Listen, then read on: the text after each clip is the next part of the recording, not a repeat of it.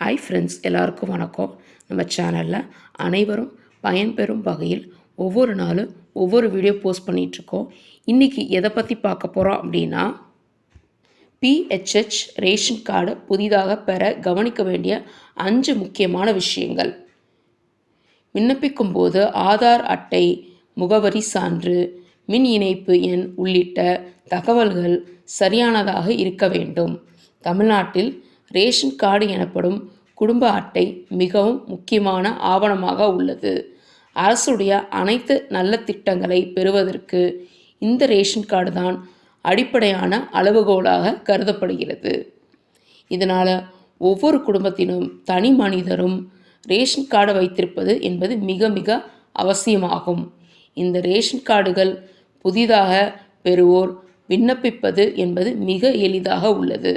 ஆனால் அவ்வாறு விண்ணப்பிக்கும் போது சில விவரங்களை முக்கியமாக கவனத்தில் கொள்ள வேண்டும். விண்ணப்பிக்கும் போது நாம் செய்யும் சிறு தவறுகள் நமக்கு ரேஷன் கார்டு கிடைக்காமல் போக செய்துவிடும். மொத்தம் தமிழ்நாட்டில் 5 வகையான ரேஷன் கார்டுகள் புழக்கத்தில் உள்ளன. நீங்கள் விண்ணப்பிக்கும் போதே அரிசி வேண்டுமா வேண்டாமா என்பதை தெளிவாக குறிப்பிட வேண்டும். அரிசி வேண்டாம் என்று நீங்கள் குறிப்பிட்டுவிட்டால் பின்னர் அதை மாற்றுவது என்பது எளிதான காரியம் அல்ல. இதே போன்று உங்களுக்கு திருமணம் ஆகிவிட்டால் உங்களுக்கென தனி குடும்ப அட்டை பெற வேண்டும். அப்படி விண்ணப்பிக்கும் போது உங்களது பெயர் பழைய அட்டைகள் இருந்து நீக்கப்பட்டிருக்க வேண்டும். இருமுறை பெயர் இருந்தால் கார்டு நிராகரிக்கப்பட்டுவிடும்.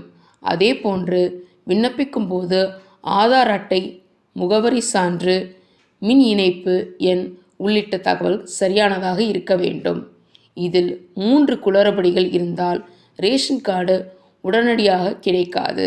இதே போன்று தவறான முகவரி கொடுக்கும்போது ரேஷன் கார்டு விண்ணப்பம் நிராகரிக்கப்படுகிறது. எனவே இந்த விவரங்களை புதிதாக ரேஷன் கார்டு விண்ணப்பிப்பவர்கள் கவனத்தில் கொள்ள வேண்டும். ஸோ ஃப்ரெண்ட்ஸ், இந்த வீடியோ பிடிச்சிருந்தா லைக் பண்ணுங்கள்.